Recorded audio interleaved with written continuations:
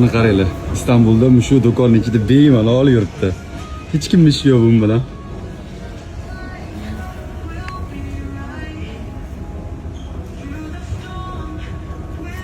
Nima bo'lgan yuzingga?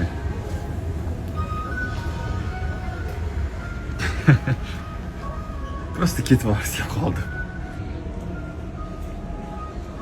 Nasıl yo'lini to'saman.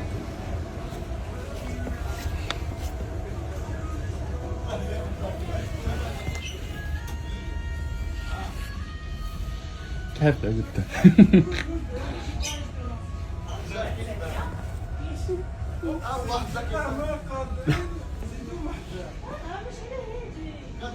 Hiç kim düşüyor.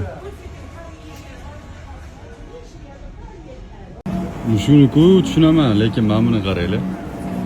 O'tirib olgan bemalol. Mana qaranglar, kuchi yotibdi do'konning ichida.